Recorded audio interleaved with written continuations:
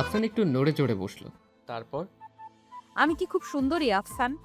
অবশ্যই, তোমার মতো সুন্দরী ঢাকাতে আর একটাও পাওয়া যাবে না। কিন্তু পুরো বাংলাদেশ খুঁজলে এক দুইটা পাওয়া যেতেই পারে। আমার কথায় কি তোমার কোনো সন্দেহ আছে? স্নেহা হালকা হেসে বলল, না, নেই।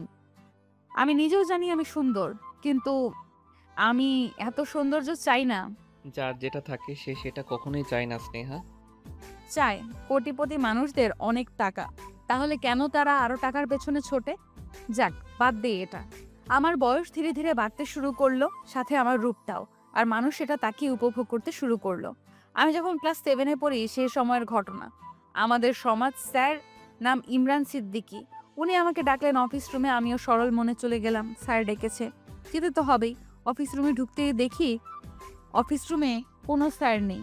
আমি ক্লাসে ফিরে যাব এমন সময় সে আমাকে ডাকলো ওয়াশরুম থেকে।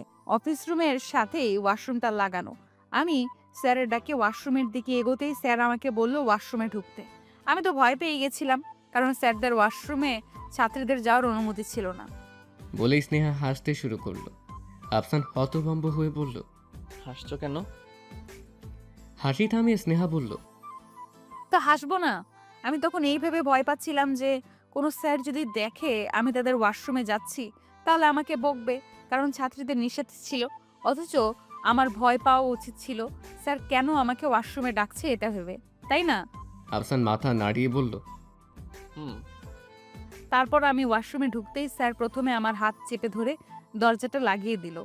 আমার তখন চিৎকার করা উচিত ছিল, তাই না? কিন্তু আমার মুখ দিয়ে কোনো আওয়াজ বের হচ্ছিল না। তারপর যা হবার তাই হলো। স্যারের হাত আমার হাত ছেড়ে আমার বুকে গেল। আমি স্তব্ধ হয়ে দাঁড়িয়েছিলাম তখন, জানো। একটু দম নিয়ে স্নেহা আবার বলতে শুরু করলো, 10 মিনিট পর আমি অফিস রুম থেকে বেরিয়ে আসলাম। খুব স্বাভাবিকভাবে আমার জীবন শুরু করলাম। কাউকে কিচ্ছু বললাম না, বাবাকেও না। অবশ্য এই কথা আমার বাবাকে বলতেও পারতাম না। আফসানের মুখ রক্ত শূন্য হয়ে গেছে, গলা শুকিয়ে যাচ্ছে। আফসানকে ঢোক গিলতে দেখে স্নেহা বলল, ভয় পেও না, তার হাত আমার বুক ছাড়া কোথাও যায়নি। কেন জানি জানো? কারণ সে যখন আমার বুক থেকে হাত নামিয়ে ক্রমশ নিচের দিকে যাচ্ছিল, তখন আমি তাকে বললাম, স্যার আপনি কি করছেন এগুলো? আমার কষ্ট হচ্ছে, আমি বাসায় যাব।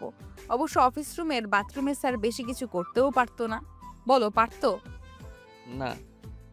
আমি যে আজ স্বাভাবিক না, অস্বাভাবিক আচরণ করি, কথা বলি, এগুলো সব আমাদের সমাজের কল্যাণেই। আশপাশের মানুষের খোঁটা দেওয়া স্যারের কাজের জন্য। আমি 8-10টা মেয়ের মতো না, আমি মানসিকভাবে অসুস্থ। আফসান নীরব হয়ে স্নেহার কথা শুনছিল। স্নেহা এবার আফসানের হাত ধরে বলল, আমি ভুল করে ফেলেছি আফসান, অনেক বড় ভুল।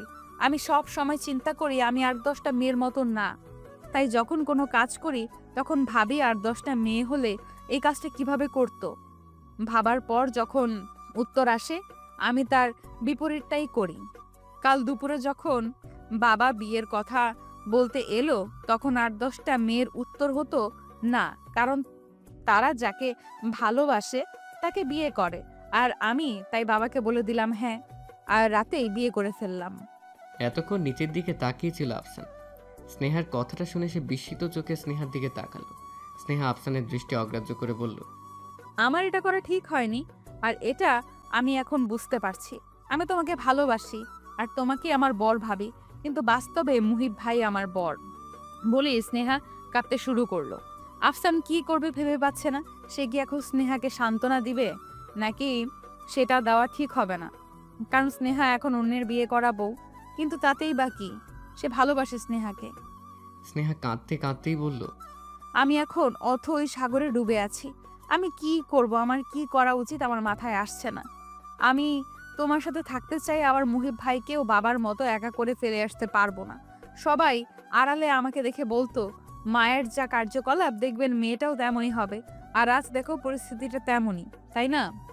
স্নেহা কিছুক্ষণ পর কান্না থামিয়ে বলল, আমি এখন আর আমার মাকে ঘৃণা করি না, কিন্তু ভালোবাসি না। সে যেটা করেছে সেটা এখনো আমার কাছে ভুলই, কিন্তু আমি ভুলটা করব না। এবার আফসান মুখ খুলে বলল, কি করতে চাও তুমি? আমি মুহিব ভাইয়ের কাছে ফিরে যেতে চাই। বলে এক মুহূর্ত দেরি না করে স্নেহা ব্যাগ নিয়ে হনহন করে বেরিয়ে গেল। স্নেহা 2 মিনিট পর ফিরে এসে ফোনটা চার্জ থেকে খুলে আফসানের সামনের চেয়ারটায় বসে বলল, আমি আমার এই সিক্রেট কারোর সাথে কখনো শেয়ার করিনি, শুধু তোমার সাথে করেছি। তারপর দুহাতে আফসানের মুখটা ধরে বলল, এটাই কি যথেষ্ট নয় প্রমাণ করতে আমি তোমাকে ঠিক কতটা ভালোবাসি? আফসানের চোখ লাল হয়ে গেছে, যে কোনো সময় চোখ দিয়ে আগুন বের হবে এমন অবস্থা। স্নেহার হাতটা আফসান তার মুখ থেকে নামিয়ে এনে তার হাতে চেপে ধরে বলল, তাহলে যাচ্ছ কেন চলে? ভালোবাসলে কি ফেলে রেখে যেতে হয়? স্নেহার চোখে পানি, তবুও সে হালকা হাসি ঠোঁটে এনে বলল, সমাজের কারণ সমাজ আমাকে বুঝিয়ে দিয়েছে আমি ৮-১০টা মেয়ের মতো না। তাহলে তারা যেটা করবে আমি তো সেটা করব না। ভালো থেকো আফসান। একটা কথা, রূপবতী কাউকে বিয়ে করবে না, কারণ সমাজ রূপবতীদের ভালো চোখে দেখে না। আফসান তাকিয়ে আছে স্নেহার হেঁটে যাওয়া পথের দিকে। চারিদিক কেমন যেন নীরব হয়ে আছে, আর আফসানের চোখ দিয়ে অঝোর ধারায় আগুনের ফুলকি বের হয়ে আসছে। স্নেহা রিকশায় বসে আছে। রিকশাওয়ালা এর মাঝে বারবার জানতে চেয়েছে সে কোথায় যাবে, কিন্তু কোনো উত্তর দেয়নি স্নেহা। স্নেহার এখন অজানা কোনো এক ঠিকানায় যেতে ইচ্ছে করছে, কিন্তু কোথায়? সে ভাবতে লাগলো আর 10টা মেয়ে হলে কোথায় যেত, কোন ঠিকানায় যেত? সে যাবে ঠিক তার বিপরীত ঠিকানায়। আনিস সরকার রাতে খেতে বসেছে তার মেয়ে আর মেয়ের জামাইয়ের সাথে। তাকে দেখে মনে হচ্ছে তার চেয়ে সুখী মানুষ এই পৃথিবীতে কেন অন্য কোনো পৃথিবীতেও নেই। সে হাসি হাসি মুখ করে তার মেয়ের জামাইকে বলল, ছোট মাছটা খেতে কেমন হয়েছে মুহিব? মহিব খেতে খেতেই জবাব দিল, জি ফুপাজি ভালো। আনিস সাহেব উৎসাহের সাথে বলতে শুরু করলো, ভালো হবেই না বা কেন? নদীর মাছ, পেঁয়াজ কুচি কুচি করে কেটে বেশি করে মরিচ দিয়ে সব মশলাপাতি দিয়ে মাখিয়ে তারপর কিছুক্ষণ জাল করেছি। বুঝেছিস মুহিব? নামানোর সময় এত বাসনা বের হয়েছিল। আপনি রান্না করেছেন? আনিস সাহেব দ্বিগুণ উৎসাহ নিয়ে বলল, হ্যাঁ, ময়না আবার আনতে চেয়েছিল, কিন্তু আমি দেইনি। এত ভালো মাছ সে রেঁধে নষ্ট করবে। খুব ভালো হয়েছে ফুপাজি। তুমি রান্না বান্না কিছু পারো? মহিব খুব স্বাভাবিকভাবে বলল, না। টেনশন করো না, আমি শিখিয়ে দেব। আমি পারি না এমন কোনো রান্না নেই। আচ্ছা। এতক্ষণ স্নেহা চুপচাপ সব শুনছিল। এ পর্যায়ে স্নেহা খাওয়া বাদ দিয়ে তার বাবাকে বলল, ও রান্না শিখে কি করবে? আমাকে রান্না করে খাওয়াবে নাকি? আনিস সাহেব হেসে বলল। দরকার হলে খাওয়াবে। স্নেহা মহিবের দিকে তাকিয়ে বলল, দরকার হবে না। রাত 11টা, সব ঘরের বাতি নিভানো। যে যার যার ঘরে শুয়ে পড়েছে, শুধু বারান্দার বাতিটা জ্বলছে। বারান্দায় বসে গল্প করছেন আনিস সাহেব আর মহিব। তাদের গল্পের মূল বিষয় দেশ। আনিস সাহেবের মতে দেশ উত্থানে যাচ্ছে দিনে দিনে। অবশ্য মহিব এ নিয়ে কোনো মন্তব্য করছে না, শুধু শুনে যাচ্ছে। তার ঘুম পেয়ে যাচ্ছে এইসব বক্তব্য শুনে। মনে হচ্ছে এখানেও সে ঘুমিয়ে যাবে আর কিছু সময় বসে থাকলে, কিন্তু কিছু বলতেও পারছেন। হাজার হলেও শ্বশুর বয়সে বড়, তাকে তো আর বলা যায় না যে। আপনার এই ফালতু বকবক বন্ধ করুন, আমি ঘুমোতে যাব। মুহিব ছাড়া পেল 12টার ঠিক 5 মিনিট আগে। তার ঘুমে চোখ বন্ধ হয়ে আসছিল। কোনো রকম স্নেহার রুমে ঢুকে স্নেহার পাশে শুয়ে পড়ল সে। স্নেহা হয়তো জেগেছিল। মুহিবকে শুয়ে পড়তে দেখে সে উঠে বসলো। তারপর মুহিবকে ডেকে বলল। বাবা কি বললো? মুহিব ঘুম ঘুম কণ্ঠে বলল, তেমন কিছুই না, দেশ নিয়ে কথা। তোমার কি ঘুম পেয়েছে? হুম। ঘুমানোর আগে একটা ডিল করব। মুহিব ভ্রু কুঁচকে বলল, কাল সকালে সব ডিল। ঘুমা এখন। না, এখনই। তাড়াতাড়ি বল। আমি আর এখন থেকে তোমাকে মুহিব ভাই ডাকবো না, আর তুমিও আমাকে আর তুই করে বলবে না, রাজি? মুহিব কিছুটা হতভম্ব হয়ে গেল। যে মেয়েকে কিনা কাল রাতে কোনোভাবেই ভাই বলা থেকে বাদ দেওয়ানো গেল না, তার মুখ থেকে হঠাৎ এই ধরনের কথা শুনে মুহিবের পুরো আক্কেল গুড়ুম অবস্থা। একদিনের ব্যবধানে কি এমন হলো তার, এটা মাথায় আসছে না। কি হলো, কথা বলছো না কেন? মুহিব নিজেকে সামলে নিয়ে বলল, ও হ্যাঁ, রাজি বলাই যায়, সমস্যাতে নেই। স্নেহা অল্প হেসে বলল, আচ্ছা যাও, এখন ঘুমাও। আচ্ছা। মুহিবের ঘুমটা কোথায় যেন যেন হারিয়ে গেছে। কিছুক্ষণ আগেও সে ঘুমের চোটে কথা বলতে পারছিল না, অথচ এখন তার চোখে বিন্দুমাত্র ঘুম নেই। স্নেহার নড়াচড়া দেখে মুহিব স্নেহার দিকে ফিরে স্নেহাকে ডেকে বলল। স্নেহা ঘুমিয়েছিস? স্নেহা হাই তুলতে তুলতে বলল। তুমি তোমার ডিলটা ফলো করছো না। মুহিব স্নেহার দিকে একটু এগিয়ে এসে বলল, মনে ছিল না, একটু কিছুদিন সময় লাগবে। আচ্ছা, লাগুক। আমি যে 2 দিন হলো তোর পাশে শুয়ে ঘুমাই তোর কি কোনো সমস্যা হয়? কি সমস্যা হবে? না মানে?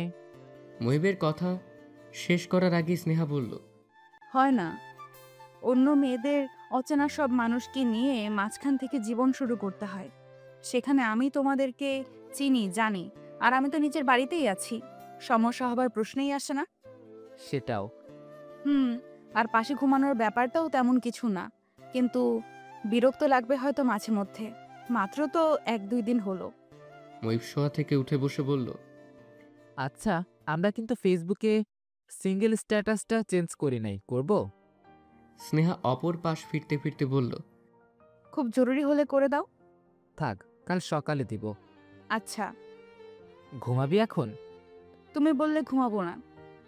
ঘুমাবি না কেন? ঘুমা, কিন্তু একটু পর ঘুমা, আমার ঘুমটা কেটে গেছে। স্নেহা উঠে বসলো মুহিবের পাশে, তারপর বলল, চলো ছাদে গিয়ে জ্যোৎস্না বিলাস করি। মুহিব হাসি মুখে বলল। চল। মুহিবা স্নেহা ছাদে গিয়ে পাশাপাশি দাঁড়িয়ে আছে। অনেকক্ষণ হলো, কেউ কোনো কথা বলছে না। কেমন যেন ঠান্ডা ঠান্ডা অনুভব হচ্ছে স্নেহার। মাঝে মাঝে হালকা বাতাসের একটা ঝাপটা এসে লাগছে তার গায়ে। খুব একটা জ্যোৎস্না বিলাস করতে পারছে না তারা, কারণ আজ রাতে জ্যোৎস্না তেমন একটা দেখা যাচ্ছে না। মুহিব কোনো কথা না বলে স্নেহার পেছনে গিয়ে দাঁড়ালো। তারপর স্নেহার খোপা করা চুলটা ধীরে খুলে দিল। স্নেহার হাঁটু সমান লম্বা কেশ ঝুপ করে নেমে পুরো পিঠকে ঢেকে ফেললো। কিছু সময়ের মাঝে হালকা বাতাসে চুলগুলো সামান্য উড়ছে, তার সাথে ওঠানামা করছে মুহিবের হার্টবিট। অপরূপ সুন্দরী এক নারী তার দীর্ঘ শীতল কেশ মেলে এত রাতে তার পাশে দাঁড়িয়ে আছে। তার এই সৌন্দর্যকে হালকা জ্যোৎস্নার আলো যেন হাজার গুণে বাড়িয়ে দিয়েছে। দম বন্ধ হয়ে আসছে মুহিবের। তার এখন কি করা উচিত? স্নেহাকে জড়িয়ে ধরা, নাকি এখানে 1 মিনিট না দাঁড়িয়ে নিচে চলে যাওয়া? স্নেহা হয়তো বুঝতে পারল মুহিবের অবস্থা, তাই মুহিবকে খুব অবাক করে ধীরে মুহিবের আঙ্গুলের মাঝে তার আঙ্গুলগুলো দিল। মুহিবকে কিছু বোঝবার সুযোগ দেওয়ার আগেই মুহিবের বুকে মুখ গুজল স্নেহা। খানিকক্ষণ হতভম্ব হয়ে দাঁড়িয়ে নিজেকে সামলে নিল মুহিব। তারপর এক হাত দিয়ে জড়িয়ে ধরে মুখ গুজল স্নেহার চুলে। স্নেহা খুব স্বাভাবিকভাবেই মুখ না তুলেই মুহিবকে বলল, ভালো করে জড়িয়ে ধরো তো। নাকি জড়িয়ে ধরতেও জানো না? এটাতেও ফেল। মুহিব নীরব হয়ে আছে। তার এখন কারোর সাথে কথা বলতে ইচ্ছে করছে না, কোনো কিছু জবাব দিতে ইচ্ছে করছে না। সেই সময়টা উপভোগ করতে চায় নীরব হয়ে। মুহিবকে চুপ থাকতে দেখে স্নেহা আবার বলল, কি ব্যাপার, কাঁপছো কেন তুমি? এর জবাবও স্নেহা পেল না। কতক্ষণ সময় ভাবে কাটলো জানে না মুহিব। স্নেহা যখন মুখটা মুহিবের বুক থেকে উঠিয়ে ডাকলো মুহিবকে, তখন মুহিবের ঘোর কাটলো।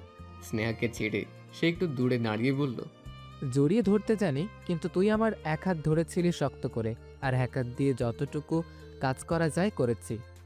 স্নেহা মুহিবের কথা শুনে হাসতে হাসতে বলল, মোটামুটি পেরেছো। জড়িয়ে ধরার অনেক ক্যাটাগরি আছে, আর তোমার এই ক্যাটাগরিকে আমি 100-তে 60 দিলাম, পাশ করিয়ে দিলাম, কিন্তু A-। তুই এত ক্যাটাগরি কিভাবে জানিস? প্লিজ, আর তুই তুই করবে না। তুই বললে আমি কথার উত্তর দিব না। আচ্ছা, বলবো না। একটা জিনিস খেয়াল করেছো? মুহিব তীক্ষ্ণ চোখে তাকিয়ে বলল, কি? আমরা জ্যোৎস্না বিলাস করতে এসেছিলাম, কিন্তু এখন মনে হচ্ছে জ্যোৎস্নাই আমাদের রোম্যান্স বিলাস করিয়ে নিচ্ছে। বলে কিছুক্ষণ প্রাণ খুলে হাসতে লাগলো স্নেহা। হালকা জ্যোৎস্নার আলোতেই হাসিটা দেখে মুহিবের বুক বারবার মোচড় দিয়ে উঠছে। মুহিবরা যখন ছাদ থেকে নেমে এলো তখন বাজে রাত 3টা। এসেই মুহিব বিছানায় শুয়ে পড়ল। স্নেহা ঢুকলো ওয়াশরুমে। স্নেহা শুতে এসে দেখলো মুহিব শুয়ে এপাশ ওপাশ করছে। সে মুহিবকে ডেকে বলল, ঘুম আসছে না? না। তুমি কি আমাকে জড়িয়ে ধরতে চাও? চাইলে ধরতে পারো। হ্যাঁ, চাই। মুহিব স্নেহার দিকে এগিয়ে এসে বলল। স্নেহা মুহিবের বুকে মুখ গুজে ভাবতে লাগলো আজকে দুপুরে আফসানের সাথে কাটানো মুহূর্ত। আচ্ছা, আফসান কি ঘুমিয়ে পড়েছে? মুহিবের ঘুম ভাঙল তার মা মিতানুর রহমানের ফোনের আওয়াজে। আজ মুহিবের রাতে একটু ঘুমও হয়নি। পুরোটা রাত কাটিয়েছে স্নেহাকে বুকে নিয়ে, স্নেহার চুলে মুখ গুজে। ঘুম না হলেও এর মতো শান্তির রাত সে আগে কাটায়নি। আগে কাটাবেও বা কিভাবে? আগে তো তার পাশে স্নেহাও থাকেনি। ভোরের দিকে ঘুমিয়েছিল কিছুটা সে, কিন্তু এর মাঝেই এলো তার মায়ের ফোন। ঘুম ঘুম কণ্ঠে ফোন কল রিসিভ করে বলল সে, আসসালামু আলাইকুম। শুভ সকাল মা। মিতানুর রহমান এক গাল হেসে বললেন, ওয়ালাইকুম আসসালাম। বাবু ভালো আছিস তুই? হ্যাঁ মা, তুমি? আমি আর ভালো, ছেলের বউকে সাথে নিয়ে থাকতে পারছি না। এর চেয়ে কষ্টের কিছু আছে? মা প্লিজ এই কথা রাখো, আমি স্নেহাকে বুঝিয়ে খুব তাড়াতাড়ি নিয়ে আসবো। বাবু, তুই আমাকে মিস করেছিস তো? হ্যাঁ মা, অনেক। তাইলে একটা ভালো খবর দিই, মিস করতে আর হবে না। মহিব ভ্রু কুচকে বলল, কি ভালো খবর? তো ছোট চাচার মেয়ে অনুর বিয়ের কথা চলছিল না, ওর বিয়ের তারিখ ঠিকঠাক হয়েছে। মহিব আনন্দের সাথে বলল, আরে এটা তো আসলেই ভালো খবর। তাহলে আর বলছি কি? কবে ঠিক হলো? ভেবে বলতো। ভাবতে পারছি না মা, তুমি বলো। কাল। মহিব অবাক হয়ে বলল, আরে কি বলছো কাল? হ্যাঁ, আর আমি ট্রেনের টিকিট কেটে ফেলেছি, তোর, আমার, স্নেহার, মুন্নির আর জামাইয়ের। মহিব কিছুটা চিন্তিত হয়ে বলল, তার মানে ট্রেন আজকের? হ্যাঁ, 3টা ট্রেন। তোরা তাড়াতাড়ি রেডি হয়ে কমলাপুর চলে আসিস সময় মতো। মা, আগে স্নেহার সাথে কথা বলি। মিতানুর রহমান কিছুটা বিরক্তি নিয়ে বলল, ওর সাথে আবার কথা বলতে হবে কেন? আমি যে যেতে বলেছি এটা ওকে বল, আর তোরা ঠিক সময় মতো উপস্থিত হবি। রাখলাম এখন। স্নেহা তার অভ্যেস মতো সকালে উঠে চা করে বারান্দায় নিয়ে এলো। বারান্দায় তার বাবা আনিস সরকার, তার মুহিব বসে আছে। স্নেহা চায়ের কাপ তাদের দুজনের হাতে তুলে দিয়ে নিজের জন্য নিয়ে মুহিবের পাশে এসে বসলো। আনিস সাহেব কাল থেকে খুব ফুরফুরে মেজাজে রয়েছে। মেয়ের জামাইকে একসাথে বসে চা খেতে দেখে তার আনন্দের যেন কোনো সীমা নেই। সে চায়ের কাপে চুমুক দিয়ে বলল, বাহ, তোমাদের দুজনকে তো একসাথে খুব মানিয়েছে। স্নেহা আলতো করে হাসি দিল। মুহিব পাশ থেকে বলল, স্নেহা, মা ফোন করেছিল। কি বললো খালা? মুহিব সব খুলে বলল স্নেহাকে। মুহিব প্রথমে ভেবেছিল স্নেহা রাজি হবে না, এই ভয়েই মাকে বলেছিল আগে স্নেহার সাথে কথা বলে, কিন্তু মুহিবকে অবাক করে স্নেহা একবার বলাতেই রাজি হয়ে গেল। খুব উৎসাহ নিয়ে স্নেহা ব্যাকপ্যাক করলো। অবশ্য উৎসাহ থাকাটা স্বাভাবিক, কারণ স্নেহাই প্রথম গ্রামে যাচ্ছে। স্নেহার 19 বছর বয়সের জীবনে সে ঢাকার বাইরে কখনো যায়নি। ট্রেন ছাড়লো দুপুর 3টায়, ঢাকা টু পাবনা। মুহিবের মা মিতানুর রহমান ফার্স্ট ক্লাসের একটা কামরা বুক করেছে। ট্রেনে যে যার মতো বসে গল্পতে মেতে আছে। শুধু স্নেহা একাই বসে ট্রেনের জানলা দিয়ে বাইরে তাকিয়ে আছে। এই প্রথম তার ঢাকা থেকে বাইরে যাওয়া, এই প্রথম তার ট্রেন জার্নি। খুব অন্য রকমের কিছু অনুভব হচ্ছে তার মনে। সে তাকিয়ে তাকিয়ে বাইরের দৃশ্য দেখছে। ধূসর চোখে তাকিয়ে স্নেহা গাছগুলোকে দেখছে। আচ্ছা, সে নিজে বসে আছে অথচ গাছগুলো চলছে, নাকি গাছগুলো বসে আছে সে নিজে চলছে? স্নেহা, এই স্নেহা। মুন্নির ডাক শুনে স্নেহার চিন্তায় ছেদ পড়ল। সে মুন্নির দিকে তাকিয়ে বলল, বলো আপু। তুই এক কোণে একা একা কি করিস? এদিকে আয়, জয়েন হও আমাদের সাথে। স্নেহা উঠে মুন্নির কাছে গিয়ে বসলো। মিতানুর রহমানের স্বামী মারা গিয়েছেন, 6 বছর হয়েছে। তারা 2 ভাই ছিল। ছোট ভাই গ্রামে থাকে, জমি জমা দেখাশোনা করেন। তার মেয়ে অনুর বিয়েতেই যাচ্ছে আজ মিতানুর তার সপরিবারে। অনু এবার ইন্টার পরীক্ষা দিবে, আর মাত্র কয়েক মাস আছে পরীক্ষার, কিন্তু এর মাঝে বিয়ে দিয়ে দিচ্ছে তাকে। এটা ভেবে মিতানুর কিছুটা চিন্তিত। পরীক্ষার পর একবারে বিয়ে দিলেই পারতো, কিন্তু তার দেবর এই বিয়ে নাকি হাতছাড়া করবে না। ছেলে ঢাকাতে চাকরি করে, কোনো ভার্সিটির নাকি প্রফেসর। অবশ্য ভালো ছেলে হাতছাড়া না করাই ভালো। মুন্নিকে অবশ্য এত তাড়াতাড়ি বিয়ে না দিলেও অনাথ 3য় বর্ষতে পড়ার সময় বিয়ে দিয়ে দিয়েছিল ওর বাবা। মেয়ের বিয়ের 1 বছর পরই মারা গেল সে। মেয়ের বিয়েটা নিজ চোখে দেখে যেতে পারলেও ছেলেটা আর পারল না। এদিকে মুন্নির বিয়ে হয়েছে 7 বছর হলো, এখনো বাচ্চা কাচ্চা হচ্ছে না। কত চিকিৎসাই না করল, তবুও কিছু হচ্ছে না। ভেবেই দীর্ঘ একটা নিঃশ্বাস ছেড়ে কামরা থেকে বের হয়ে করিডোরে গিয়ে দাঁড়ালো মিতানুরকে বেরিয়ে যেতে দেখে মুন্নি মুহিবের দিকে তাকিয়ে বলল, দেখেছিস মায়ের কি আক্কেল? মুহিব ভ্রু কুঁচকে বলল, কেন, মা কি করেছে? আরে এতক্ষণ হলো আমাদের মাঝে বসেছিল, তার বোঝা উচিত এখানে ছোটদের আড্ডা চলছে। এখানে তার কি কাজ? তার থাকার ফলে অনেক কথাই বলা যাচ্ছিল না। ভাগ্যিস উঠে গেছে। মুহিব বিরক্তি নিয়ে বলল, মা এখানে না বসলে কোথায় বসবে? বাদ দে, উঠে তো গেছে, এখন শান্তিতে কথা বলতে পারবো। মুন্নির দিকে তাকিয়ে তার স্বামী কবির বলল, তুমি বাড়াবাড়ি করছো। সবসময় এমন কথা বলবে না, যেটা শুনতে খারাপ লাগে। মুন্নি কঠিন চোখে কবিরের দিকে তাকিয়ে বলল, মুখ বন্ধ রাখো তুমি, তোমার সাথে আমি কথা বলছি না। এ পর্যায়ে স্নেহা কবিরের দিকে তাকিয়ে বলল, চলুন কিছু খেলা যাক। গানের কলি খেলবেন? হ্যাঁ চলো শুরু করি। সেনা আর আমি এক দল, মহিবার মুন্নি এক দল। সেনা তুমি গান সেনহা, তুমি গান ধরো। তোমার গানের শেষ অক্ষর দিয়ে মহিব গান গাইবে। রাজি? মুনি তীক্ষ্ণ চোখে কবিরের দিকে তাকিয়ে বলল, আর কতক্ষণ লাগবে পৌঁছতে? দেরি আছে, আরো ঘন্টা দুয়েকের মতো লাগবে। স্নেহা, তুমি স্নেহা কবিরের ইশারায় গাইতে শুরু করলো। তুমি যাকে ভালোবাসো, স্নানের ঘরে বাষ্পে ভাসো, তার জীবনে ঝড়। তোমার কথার শব্দ দূষণ, তোমার গলার ট্রেন ইন করেছে স্টেশনে। কবির মুন্নিকে বলল, তুমি মাকে ধরে বের হও, আমি আর মহিব ব্যাগপত্র নিয়ে নামছি। স্নেহা, মুন্নির সাথে নাম। স্টেশন থেকে তাদের ছোট চাচা তাদের নিতে এসেছে। তারা ছোট চাচার বাড়িতে যেতে যেতে বেজে গেল রাত 9টা। মুহিবদের দেখে একদল ছেলেমেয়ে চেঁচিয়ে উঠে বলল, দেরি করে ফেলেছো তোমরা, গায়ে হলুদ কিছুক্ষণ আগে হয়ে গেল। বিয়ে বাড়ি পুরো জমে গেছে। এই অন্ধকারও বিয়ে বাড়ি ঝলমল করছে আলোতে। একতলা পুরনো বাড়ি, পুরো বাড়িতে আলোয় চিকচিক করছে। উঠোনে সারি সারি আলো জ্বলছে। বাড়ির সামনের অংশে গেট সাজিয়েছে, সেই গেটের সাথে বাতিগুলো জ্বলছে আর নিভছে। অন্ধকারে ওই বাড়িটা দেখতে কত সুন্দরই না লাগছে। স্নেহা বাড়ির সাজসজ্জা মুগ্ধ চোখে তাকিয়ে কিছুক্ষণ দেখল। অন্ধকারে বাড়ির আশপাশে না দেখা গেল বাড়ির এই সৌন্দর্যেই আপাতত সে মুগ্ধ। রাতে সামান্য কিছু খেয়ে স্নেহা শুয়ে পড়ল।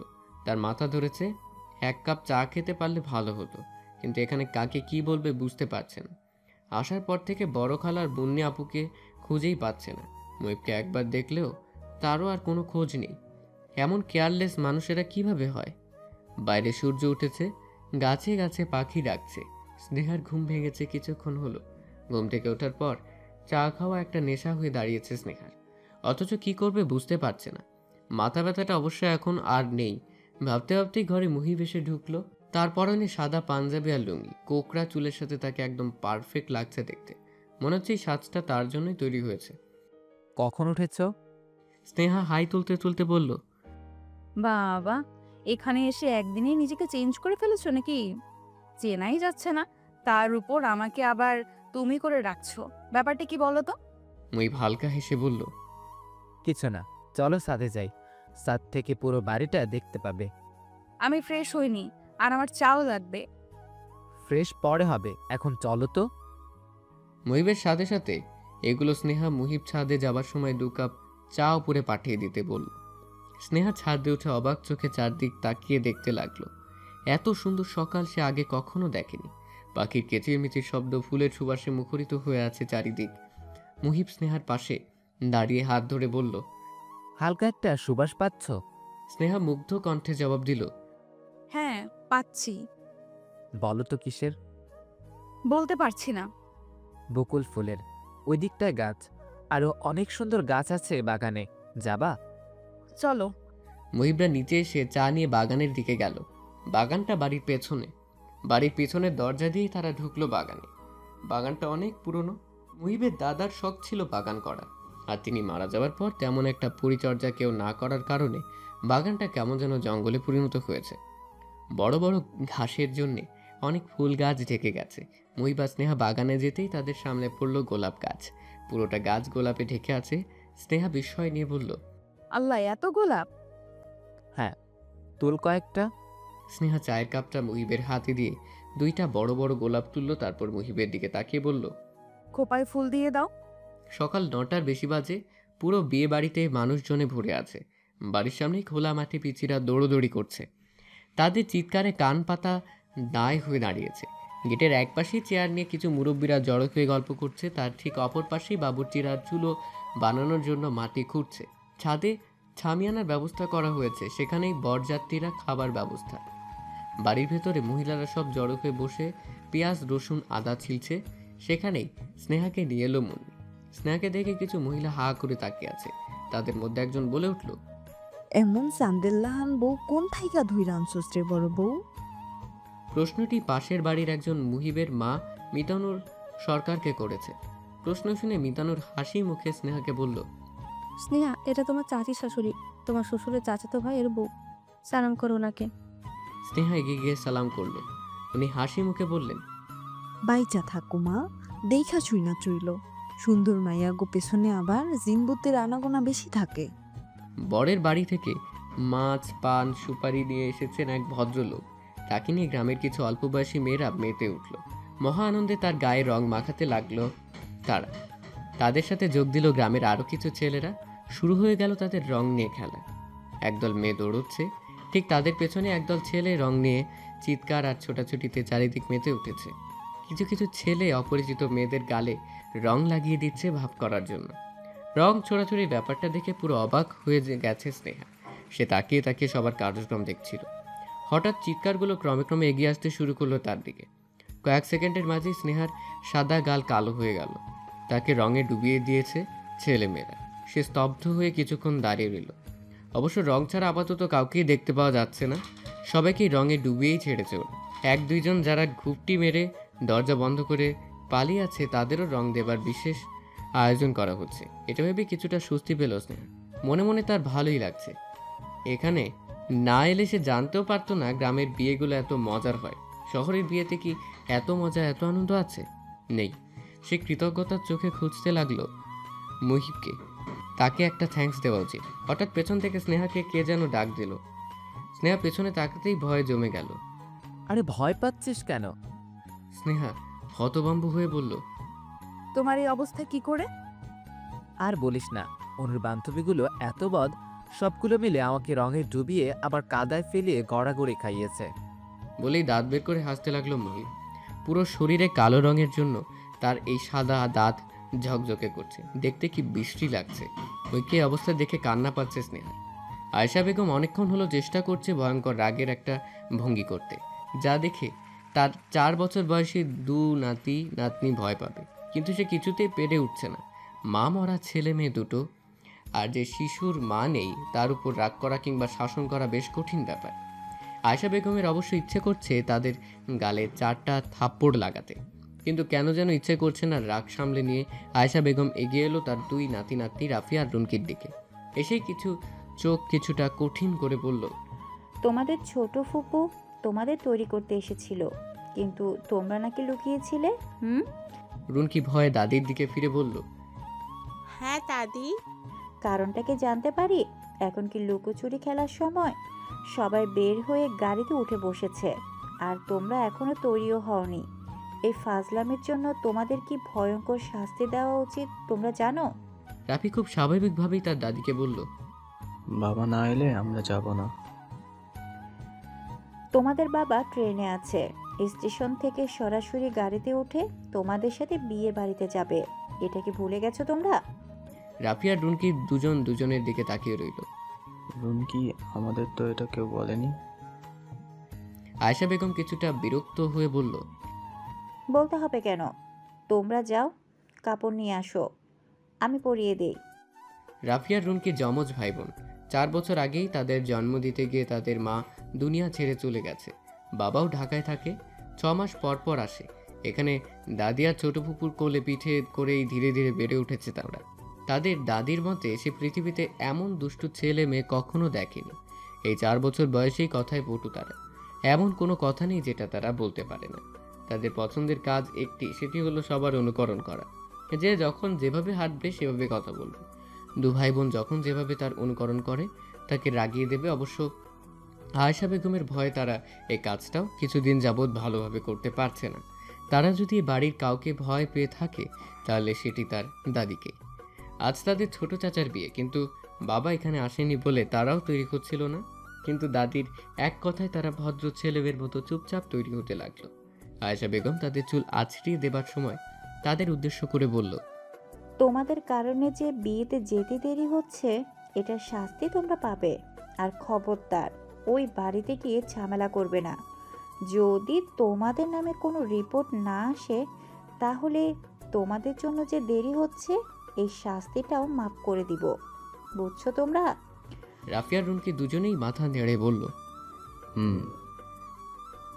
আর সব সময় দাদার হাত ধরে থাকবে, কাউকে বিরক্ত করবা না। বরের বাড়ি থেকে রাফিয়া রুনকিকে নিয়ে গাড়ি ছাড়লো দুপুর 2টোয়। যেতে বেশিক্ষণ লাগবে না। নাটোর থেকে পাবনা যেতে 2-2.5 ঘন্টার উপরে লাগার কথা নয়। তুবুল হইচই শব্দের সাথে বর এসেছে শুনতে পেল স্নেহা। সে আজ গোলাপি রঙের একটি কাতান পরেছে, চুল খোপা করে বাগান থেকে গোলাপ তুলে এনে খোপায় গুজেছে। এতক্ষণ আয়নার সামনে বসে ঠোঁটে লিপস্টিক লাগাচ্ছিল সে। বর এসেছে শুনে শাড়িটা ঠিকঠাক করে ঘর থেকে বেরিয়ে এলো স্নেহা। মুহিব স্নেহাকে দেখে মুগ্ধ চোখে তাকিয়ে আছে তার দিকে। আচ্ছা, একটা মেয়ে এতটা সুন্দর হতে পারে? তার বউটা এত সুন্দর যে স্নেহার দিকে আশপাশে সবাই তাকিয়ে আছে। এই মুহূর্তে খুব হিংসে হচ্ছে মুহিবের। তার বউকে সব লোক দেখবে কেন? তাকে দেখার, সৌন্দর্য উপভোগ করার অধিকার শুধুমাত্র আছে একজনের, আর সে হচ্ছে মুহিব। কিন্তু এখন দেখা যাচ্ছে সবাই হা করে তার সম্পত্তির দিকে নজর দিচ্ছে। এতটা সুন্দর নাও হলে পারত স্নেহা। এখানে কি করছো? ওদিকটায় চলো, বর এসে গেছে। স্নেহার কথায় মুহিবের চিন্তায় ছেদ পড়ল। সে স্নেহার দিকে তাকিয়ে বলল, হ্যাঁ এসেছে, গেটের ঝামেলা মিটুক। গেট ধরাটাই তো সবচেয়ে বেশি ইন্টারেস্টিং। চলো প্লিজ। মুহিব বিরক্ত মুখে বলল, ওখানে অনেক লোক, ওইখানে তুমি গেলে কিছু লোক তোমার গায়ের উপর ইচ্ছে করে এসে পড়বে, তখন কি ভালো লাগবে? স্নেহা হতাশ ভঙ্গিতে বলল, পড়লে পড়বে, আমার শরীর তো পচে খসে পড়বে না। কি বলছো তুমি এসব? তুমি বরং অনুর ঘরে যাও তো। ঠিক তুমি যেভাবে সেজেছ, ওকেও ঠিক এভাবেই সাজিয়ে দিবে, যাতে ওর বর ওকে দেখার সাথে সাথে ফিট হয়ে পড়ে থাকে। মুহিবের কথা শুনে স্নেহার মুখে হাসি ফুটল। হাসতে হাসতে স্নেহা বলল, কই, আমার বর তো এখনো ঠিকঠাকই আছে, ফিট হয়ে পড়েনি তো। মুহিব চোখ মেরে বলল, মনটা ফিট খেয়ে পড়ে গেছে, শুধু শরীরটা নিয়ে ঘুরছি। বিশ্বাস না হলে মনে একটা চিমটি কাটো, দেখবা ব্যথা পাচ্ছে না। মুহিব এ ধরনের রসিকতা স্নেহার সাথে তেমন একটা করে না। এই কাজগুলো স্নেহার সাথে করতো আফসান। সকাল থেকে বিয়েবাড়ির জমজমাট আয়োজনে স্নেহা প্রায় ভুলেই গিয়েছিল আফসানের কথা। মুহিবের এই কথায় স্নেহার আফসানের কথা মনে পড়ল। আচ্ছা, পরশু আফসানের বাসা থেকে আসার পর একটা বারও ফোন করেনি আফসান। কেন করলো না? ঠিক আছে তো আফসান? স্নেহার ঘোর কাটলো চিৎকার চেঁচামেচির শব্দে। সে মুহিবের দিকে তাকিয়ে বলল, কি হয়েছে, চিৎকার করছে কে? মুহিব নিজেও বুঝতে পারছে না চিৎকার চেঁচামেচি শোনা যাচ্ছে অনুর ঘর থেকে। সে স্নেহাকে নিয়ে এগিয়ে গেল অনুর ঘরের দিকে। রাফিয়া রুনকিকে খুঁজে পাওয়া যাচ্ছে না। গাড়ি থেকে নামার পর একবার দেখেছিল তার ছোট ফুপু আসা, তারপর থেকে আর কারোর নজরে আসেনি তারা। আসার কপাল দিয়ে ঘাম ঝরছে। এবারই সামনে একটা বড় পুকুর আছে। গাড়িতে আসার সময় রাফি তাকে বলেছিল, ফুপু, এটা নদী না পুকুর? পুকুর। নদী না কেন? আশা ভ্রু কুঁচকে জবাব দিল, আল্লাহ বানায়নি তাই হয়নি। আর একটাও প্রশ্ন করবি না, চুপচাপ বসে থাক। আচ্ছা, ওরা দুজন পুকুরে নামেনি তো? আশার কিছু না ভেবেই দৌড়ে পুকুর পাড়ে গেল। অনুর ঘরে যে একটু আগে চিৎকার চেঁচামেচি হচ্ছিল সেটা আর এখন নেই, সব ঠিকঠাক। একটু আগে যে বিয়ের ডালা নিয়ে বড় একটা ঝামেলা হয়ে গেছে এই ঘরে, সেটা কে বলবে? যে বিষয় নিয়ে চেঁচামেচি হচ্ছিল সেগুলো হলো, ব্লাউজ বড় হয়েছে, শাড়ির রঙটা নাকি ভালো হয়নি, জুতাটা নাকি বেশি উঁচু হয়েছে, সেন্টের গন্ধটা নাকে এলে বমি আসে, ব্লা ব্লা।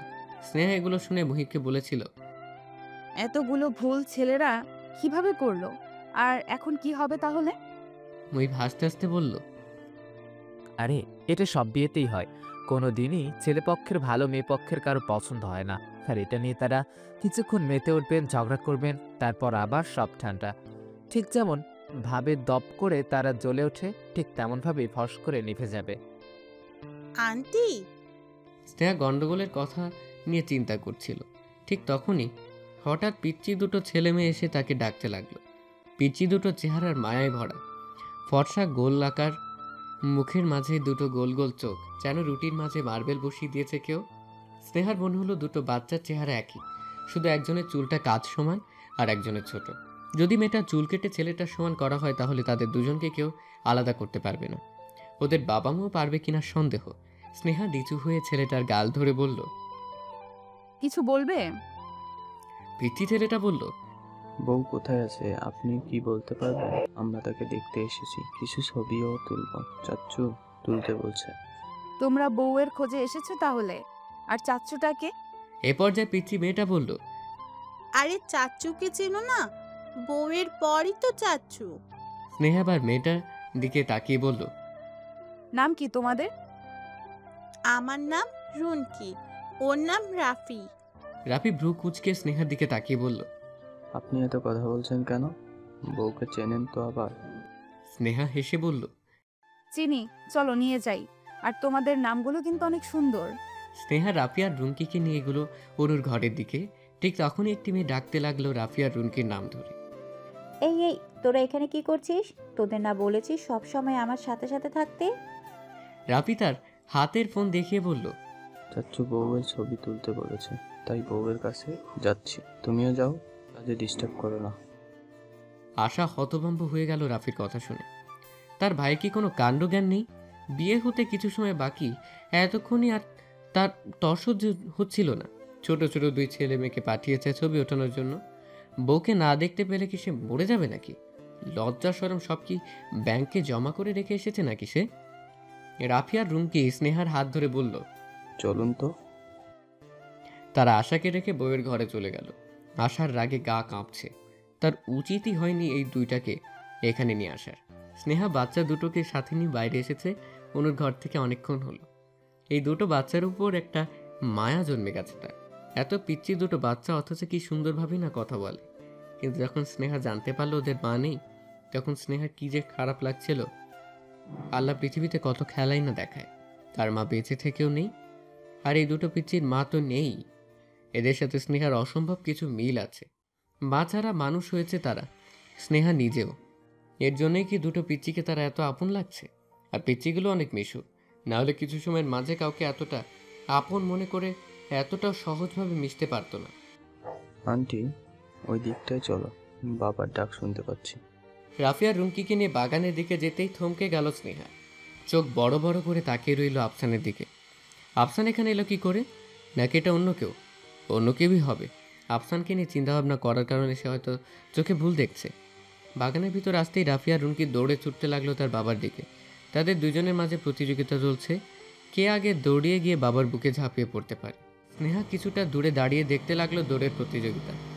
স্নেহার সামনে যে সত্যি আফসান দাঁড়িয়ে আছে সেদিকে তার সামান্যতম আগ্রহ নেই। সে তীক্ষ্ণ চোখে তাকে প্রতিযোগিতা দেখছে, কে আগে আফসানের বুকে ঝাঁপিয়ে পড়তে পারবে, রাফি নাকি রুমকি। অনেকক্ষণ হলো মুহিব স্নেহাকে না দেখতে পেয়ে একদম অস্থির হয়ে গেছে। সারা বাড়িতে এমন কোনো জায়গা নেই যেখানে খোঁজা বাকি আছে, তারপরও স্নেহার কোনো পাত্তা নেই। মেয়েটা গেল কই? বিপদে পড়লো না তো আবার? নাকি ইচ্ছে করেই এমন করছে?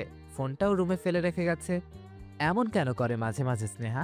যেন এই জগৎ সংসার সম্পর্কে তার সামান্যতম আগ্রহ নেই। কিন্তু গত 2 দিন যাবৎ হলো স্নেহা পুরোপুরি চেঞ্জ হয়ে গিয়েছিল। তাহলে আজ আবার এমন কি হলো? নাকি সত্যি বিপদে পড়েছে? গ্রামের লোকজন তো তেমন একটা সুবিধার না। স্নেহাকে দেখে কিছু লোক কিভাবে যেন তাকিয়েছিল। ওরা কিছু করলো না তো? মহিবার কিছু ভাবতে পারল না। তার মাথাটা যেন কেমন ঝিনঝিন করছে। সন্ধে নামার আগেই একজন ভদ্রসভ্য লাজুক ছেলের সাথে বিয়ে হয়ে গেল অনুর। কয়েক মিনিটের মাঝেই তারা দুজন সারা জীবনের জন্য এক হয়ে গেল। যে ছেলেটির সঙ্গে কোনো জন্মেও অনুর পরিচয় ছিল না, তার সাথে পরম পরিচয়ের অনুষ্ঠানটি এত ছোট হলে দেখতে ভালো লাগে না, কেমন যেন মনটা খারাপ হয়ে যায়। অবশ্য মুসলমানদের বিয়ে তো এমনই, কাজী এসে বর এবং কনের কাছে যাবে, তাদের বিয়েতে মত আছে কিনা জানতে চাইবেন, তারা 3 বার কবুল বলবে, ব্যাস। এখানে তো সময় লাগবারও কথা নয়। অনু এখন বসে আছে স্টেজে, তার বর আতিকের পাশে। ছাদে ছোট্ট করে স্টেজটা সাজানো হয়েছে নানান ফুল দিয়ে। তার ঠিক মাঝখানে বসে আছে 2 জন, যারা কিছুক্ষণ আগে নতুন জীবনে পা দিয়েছে, যাদের চোখে এখন নিজের সংসার সাজানোর হাজারো স্বপ্ন। আতিক হালকা কেশে নিজের উপস্থিতি জানান দেবার চেষ্টা করছে, কিন্তু অনুর দৃষ্টি সে কিছুতেই তার দিকে ফেরাতে পারছে না। অনু অবশ্য ব্যাপারটা বুঝতে পারছে, তবু চুপ করে নিচের দিকে তাকিয়ে বসে আছে। সে তো নতুন বউ, তাকে তো আজ লজ্জা পেয়ে নিচের দিকেই তাকিয়ে হবে, তাই নয় কি? আতিক শুধু সুযোগের অপেক্ষায় আছে। যখনই মানুষ কিছুটা কমবে তখনই অনুকে দেখবে, সে কিছু কথা বলবে। একবার মাত্র দেখেছিল সে অনুকে, তারপর হুট করে তার মা খবর দিল বিয়ে ঠিকঠাক, তুই ছুটি নিয়ে চলে আয়। আতিকও ভদ্র ছেলের মতো কোনো শব্দ উচ্চারণ না করে মায়ের আদেশে কলেজ থেকে ছুটি নিয়ে চলে এলো বিয়ে করতে। কিন্তু এখন অনুকে দেখা বা কথা বলার মতো সে কোনো সুযোগই খুঁজে পাচ্ছে না। অবশ্যই কিছুক্ষণ দেরি করলেই তাদের বাড়িতে গিয়ে সে অনুর সাথে কথা বলতে পারবে, কিন্তু কেন যেন দেরি সহ্য হচ্ছে না। তাই আতিকার কিছু না ভেবে রাফিয়ার রুমকিকে ডেকে কানে কানে কিছু কথা বলল। তার একটু পরেই নিচ থেকে রাফিয়ার রুমকির চিৎকার শুনল সবাই। সাপ সাপ বলে চিৎকার করছে তারা।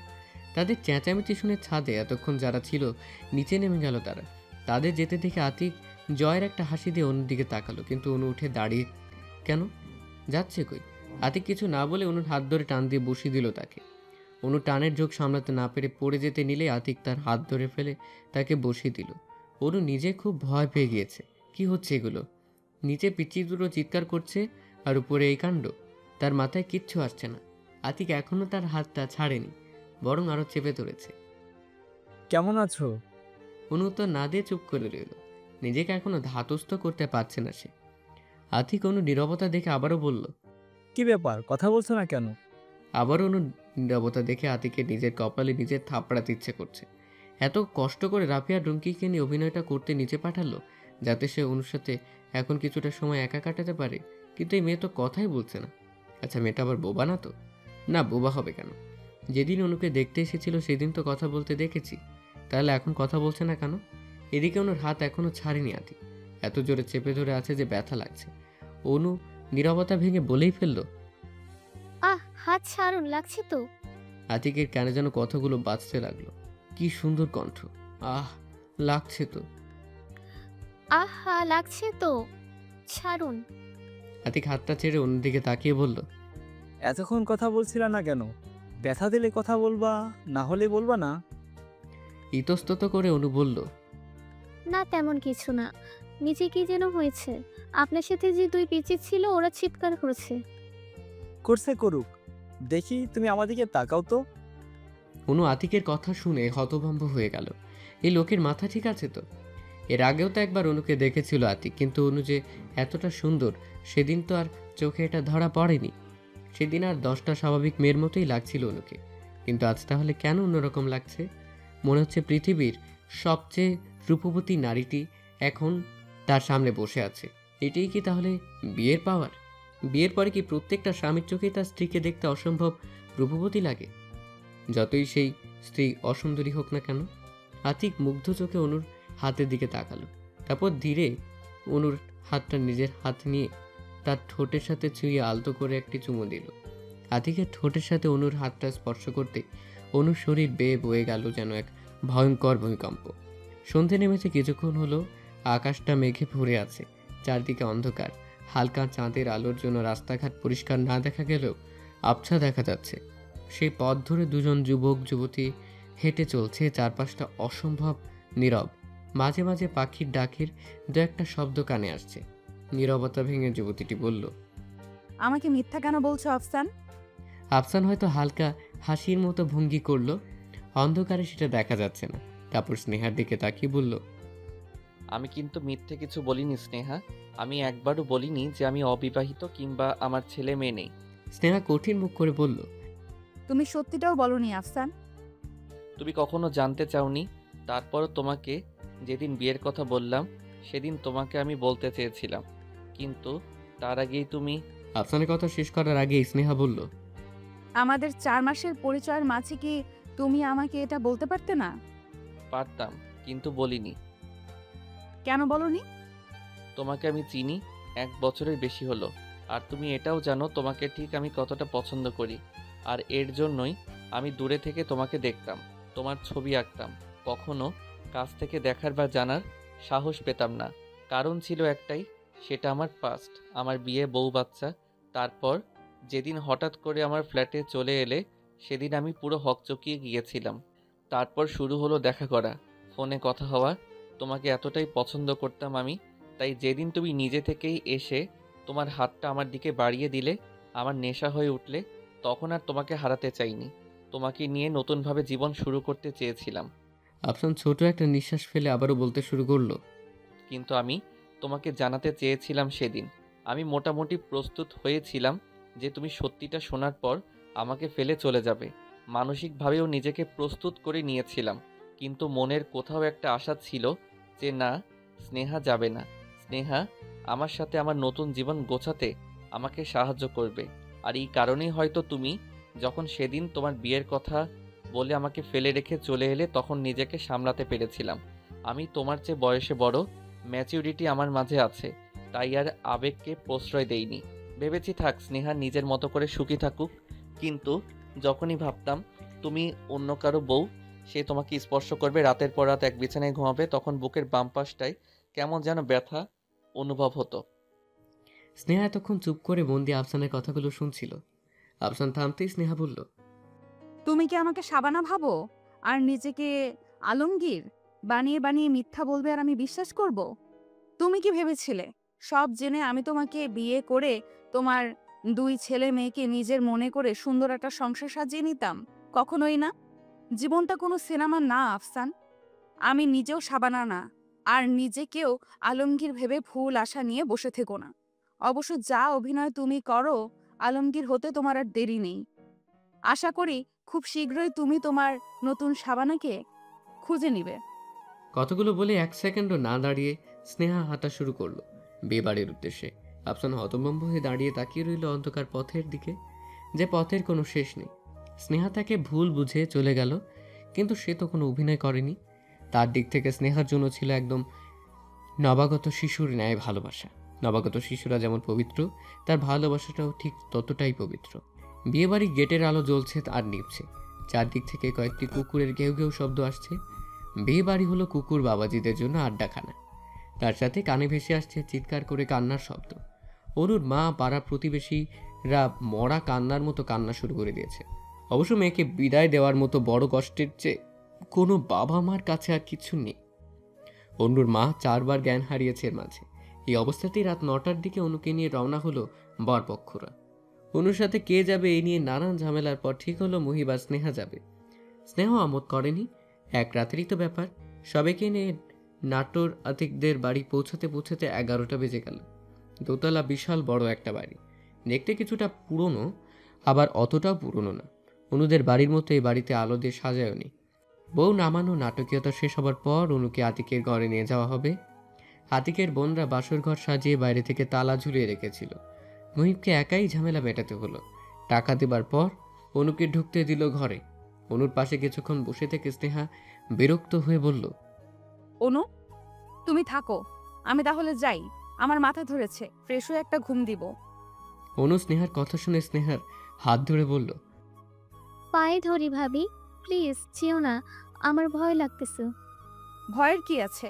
আতিক নামের লোকটি এসে কি তোমাকে খেয়ে ফেলবে নাকি? অনু করুণ কণ্ঠে বলল, না ভাবি, প্লিজ যেও না। উনি আমাকে সন্ধ্যায় কে করছো জানো? হাতে চুমু খেয়েছে। এখন না জানে কি করবে, ভয় লাগছে। প্লিজ যেও না। অনুর কথা শুনে হাসতে থাকলো স্নেহা। এদিকে স্নেহার হাসি দেখে অনুর চোখ পানিতে ভরে উঠেছে, যেন যে কোনো মুহূর্তেই টপ টপ করে গড়িয়ে পড়বে গালে। হাসি থামিয়ে স্নেহা বলল, ছোটটা তোমার একটা অ্যাডভান্স না, প্রথমবার তাও হাতে চুমু খেয়েছে। আর বড়টা এত বেশি অ্যাডভান্স যে প্রথমবারেই সরাসরি। বলতে বলতেই উঠে গেল স্নেহা। অনু স্নেহার গমনের দিকে হা করে তাকিয়ে ভাবতে লাগলো, ভাবি কি সব বলে? অবশ্য মনে হয় না ভাবির মাথা ঠিক আছে। কেমন যেন উদ্ভুত উদ্ভুত কথা বলে। কিন্তু যাই বলুক না কেন, ভাবি রূপের কাছে এগুলো কিছুই না। এত সুন্দর মেয়ে যে একবার কারো তার দিকে তাকায় মন ভরবে না, বারবার তাকাতে ইচ্ছে হবে। রাত 2টো। মুহিব ঘুমিয়ে পড়েছে। সারাদিনের খাটাখাটনিতে সে অনেক ক্লান্ত, সেটা তার গভীর ঘুম দেখেই বোঝা যাচ্ছে। এদিকে তার পাশেই শুয়ে আছে স্নেহা। অবশ্য স্নেহার চোখে ঘুম নেই, মাথাটা ঝিমঝিম করছে। 1 কাপ চা খেতে ইচ্ছে করছে, কিন্তু এখানে কাকে বলবে সে? অনুর ঘর থেকে চলে আসার পর আশা নামের মেয়েটি তাকে আর মুহিবকে এই ঘরে দেখিয়ে দিয়েছে। স্নেহা এই ঘরে এসেই 1 ঘন্টা ধরে আগে শাওয়ার নিয়েছে, তাও মাথা ব্যথাটা যাচ্ছেই না। চাটা এখন খুব বেশি দরকার তার। স্নেহা তার ফোনটা হাতে নিয়ে আফসানকে কল করলো। আফসান এখনো ঘুমোয়নি, মাত্রই সিগারেট ধরিয়ে বিছানায় বসেছে সে। ঠিক তখনই তার ফোনে এলো স্নেহার কল। আফসান কিছুটা সময় ভাবলো কল রিসিভ করবে কিনা, তারপর হুট করেই রিসিভ করে ফোনটা কানে নিল সে। ওপাশ থেকে স্নেহার গলার আওয়াজ পাওয়া গেল, এই যে মিস্টার আলমগীর, আমার জন্য 1 কাপ চা নিয়ে আপনাদের ছাদে আসুন তো। স্নেহা ঘুরে তাকিয়ে চায়ের কাপটা নিল আফসানের কাছ থেকে, একবার চুমুক দিয়ে বলল, ধন্যবাদ আপনাকে। তা এত রাতে চাটা কে দিল? আমি নিজেই করে নিয়ে এসেছি। ভালোই হয়েছে। অন্ধকার রাত, চারিদিকে গভীর নীরবতা। মাঝে মাঝে ঝিঝি শব্দ শোনা যাচ্ছে, আর কানে আসছে 2টো মানুষের দীর্ঘ নিঃশ্বাসের শব্দ। আফসান কিছুক্ষণ নীরবতা পালন করে স্নেহার নিঃশ্বাসের শব্দ শুনতে থাকলো। তারপর একসময় বলল, তুমি আজ সন্ধ্যায় আমাকে কি বলেছো তোমার মনে আছে? আছে। এর জন্য কি তুমি অনুতপ্ত? স্নেহা চাটা শেষ করে কাপটা নিয়ে নিচে রাখলো। তারপর আফসানের দিকে এগিয়ে এসে বলল, তুমি কি চাচ্ছ আমি এখন তোমার কাছে এখন মাফ চাই? আফসান হালকা ঘাড় নড়ালো, যার মানে হ্যাঁ বা না দুটোই হতে পারে। স্নেহা আফসানের শরীরের সাথে নিজের শরীর লাগিয়ে বুকে মাথা রেখে বলল, তুমি যেটা করেছো সেটা ঠিক করনি, আবার আমিও যেটা করেছি ঠিক করিনি, তাই না? আফসানের জবাব না পেয়ে স্নেহা আবার বলল, এইভাবে মূর্তির মতো দাঁড়িয়ে আছো কেন? হাতটা দিয়ে শক্ত করে আমাকে জড়িয়ে ধরো তো। আফসান কিছু না বলেই দুটো হাত স্নেহার কোমরে নিয়ে শক্ত করে জড়িয়ে ধরল স্নেহাকে। তাদের দুজনের মাঝে এখন আর কোনো ফাঁক নেই, যেন একটু ফাঁক থাকলেই কেউ এসে ঢুকে পড়বে তাদের মাঝে। সেই কেউটা কি মুহিব? হয়তো, কিন্তু না চাইলেও মুহিব এখন তাদের মাঝে ঢুকে পড়েছে। আর এই ভুলটা করেছে স্নেহা নিজে। কেন করলো স্নেহা এমন? রাত ৩টা, ছাদে দাঁড়িয়ে আছে দুজন মানুষ, যারা একজন অপরজনকে আষ্টে পৃষ্ঠে জড়িয়ে আছে। কেউ এত রাতে তাদের এই অবস্থায় দেখলে কি হবে, এটা তাদের দুজনের কারো মাথাতেই নেই। অবশ্য সারাদিনের দৌড়াদৌড়ির পর সবাই এখন যে যার ঘরে গায়ে এলিয়ে দিয়ে ঘুমিয়ে আছে। ছাদে আসার সম্ভাবনা এখন কারো নেই। আফসান এক হাত স্নেহার মাথায় রেখে চুলে বিলি কাটতে কাটতে বলল, চুল ভেজা কেন? স্নেহা আফসানের বুকে এখনো মুখ গুজে আছে। আফসানের কথা শুনে মুখ হালকা করে উঠিয়ে বলল, এসে গোসল দিয়েছিলাম। তোমার এই চুলের প্রেমে আগে পড়েছিলাম, সেটা তুমি জানো? হুম। আফসান স্নেহা খোলা চুলে নাক ডুবিয়ে দিয়ে বলল, চলো না, নতুন করে জীবনটা শুরু করি। এখনো সময় আছে, তোমাকে ছাড়া থাকতে কষ্ট হয় আমার। সন্ধ্যায় না বললে কষ্ট হয় না? এটা বলিনি কিন্তু। এই 3 দিন কিভাবে কাটিয়েছো তাহলে? আফসান মুখটা উঠিয়ে হাসতে হাসতে বলল, সিগারেট, সারা রাত তোমাকে স্মরণ করেছি আর টেনেছি। এই 3 দিনে 20টার মতো প্যাকেট শেষ করে ফেলেছি। দেখতে চাও? না। আফসান আবারও স্নেহার চুলে মুখ গুজে বলল, এখন কি করবে তুমি? এভাবে হয় না স্নেহা, প্লিজ চলো আমরা নতুনভাবে জীবন শুরু করি। মাত্র 3 দিনই তোমাকে ছাড়া যে হাল। কই, এখনো তো ঠিকই আছো। প্লিজ সিরিয়াস হও। তোমার মধ্যে সিরিয়াসের শখ খুঁজলে পাওয়া যাবে না। হয়তো। আফসান স্নেহার মুখটা দুহাত দিয়ে উঠিয়ে বলল, অবশ্য আমার পিচি বউ চলবে। স্নেহা হালকা হেসে বলল, আচ্ছা আমি একটা প্রশ্ন করি। করো। 4 মাসের মাঝে কি সত্যি ভালোবাসা, প্রেম এগুলো হয়? আফসান ভ্রু কুঁচকে বলল, হবে না কেন? ভালোবাসার মতো ভালোবাসতে 4 মাসও বেশি। অনেকের প্রথম দেখাতেই ভালোবাসা হয়ে যায়, আবার অনেকে সারা জীবন লাগিয়েও ভালোবাসতে পারে না। সেখানে আমরা 4 মাস একে অন্যকে সময় দিয়েছি, জেনেছি। স্নেহা, তোমার কি মনে হচ্ছে তুমি আমাকে ভালোবাসো না? না, আমি বাসি। আমি আসলেই অনেক বেশি ভালোবাসি তোমায়, আর থাকতেও চাই তোমার সাথে। আফসান স্নেহাকে টেনে আবার নিজের বুকে নিয়ে বলল, জানি আমি।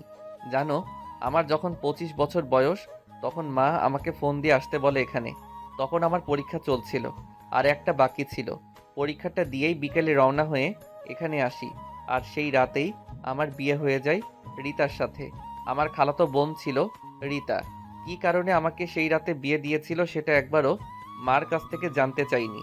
জানতে চাইলে হয়তো মা বলতো, কিন্তু ইচ্ছা করেনি। মাকে আমরা ভাই বোনেরা সবাই অনেক মানি। সে যদি আমাদের এসে বলে কাল থেকে আর দিন হবে না, সূর্য উঠবে না, আমি সেটাই বিশ্বাস করব। তার কথার অমত করতে পারবো না। তো যাই হোক, মেনে নিলাম রিতাকে। মা বললে একটা ইয়ার গ্যাপ দিতে, এখানে থেকে যেতে। ইচ্ছে না থাকা সত্ত্বেও মায়ের কথাই থেকে গেলাম। তার মাঝেই রিতা প্রেগনেন্ট হলো। আমরা ভালো ছিলাম, ভালোবাসা ছিল কিনা বলতে পারবো না, কিন্তু কেয়ার ছিল একে অপরের প্রতি। রিতার যেদিন ডেলিভারি হলো সেদিন আমি ঠিক কতটা ভয়ে ছিলাম সেটা বলতে পারবো না। আমাদের 1 বছরের সংসার জীবনের সমাপ্তিও ঘটলো সেদিনই। আমার হাতে 2টো ফুটফুটে শিশু তুলে দিয়ে ডাক্তার বলল, উই আর সরি। বিশ্বাস করো, সেদিন কেঁদেছিলাম আমি একটা পিচ্চি বাচ্চার মতো। রিতা মারা যাওয়ার 7 দিন পরে আমি ঢাকায় চলে আসি। মাও তখনও আমাকে আর কিছু বলেনি। এখানে রাফি, রুনকিকে দেখতে আসতাম না খুব বেশি। তারপর শুরু হলো আমার নতুন জীবন। নতুনভাবে সব শুরু করলাম। আমি যদি সব ভুলে নতুন জীবন শুরু করতে পারি, তুমি কেন তাহলে পারবা না স্নেহা? জীবন থেকে একজন চলে গেলে আরেকজন আসে, এটা ঠিক। কারণ জীবন সময়ের মতো চলে, কেউ কারোর জন্য বসে থাকে না, কিন্তু কোথাও একটা ফাঁকা স্থান থেকে যায় তার জন্য। এখনও কোনো কোনো রাতে ঘুম ভেঙে গেলে বুকের বাম দিকটায় চিনচিনে ব্যথা হয়। রিতাকে মনে পড়ে আমার। আমি বলছি না যে তুমি আমার সাথে থেকেই নতুন জীবন শুরু করো, মুহিবের সাথে থেকেও শুরু করতে পারো। সেক্ষেত্রে তখন আমার সাথে তোমার কোনো সম্পর্ক থাকবে না, কারণ নতুন জীবন শুরুর পর পিছুটান রাখতে হয় না।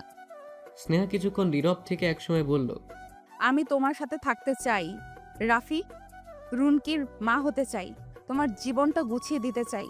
থাকতে দেবে আমায়? আফসান হালকা হেসে জবাব দিল, তার মানে তুমি শাবানা হতে রাজি? হ্যাঁ রাজি।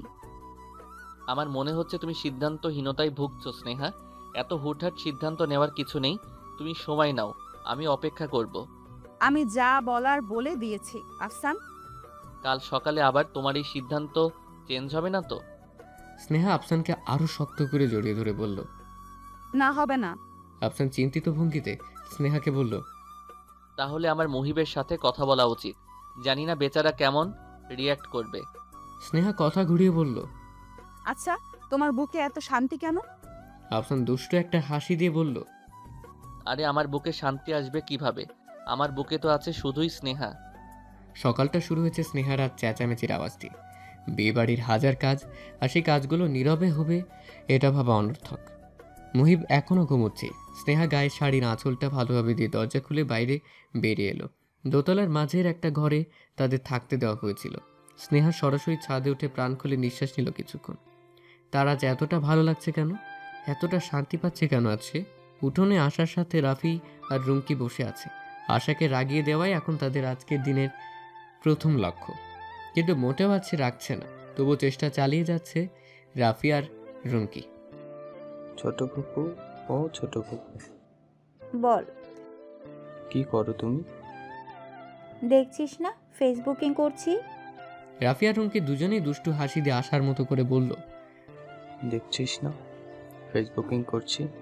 আশা কঠিন চোখে ওদের দিকে তাকিয়ে আবার ফোন টেপায় মনোযোগ দিল। ছোট ফুপু, ও ছোট ফুপু। আশা ফোন থেকে চোখ না উঠিয়েই বলল, হুম। কথা বলো না একটু আমাদের সাথে। কি বলবো? যা তো সামনে থেকে। আবারও রাফি আর রুমকি বলে উঠল, কি বলবো, যা তো আমার সামনে থেকে।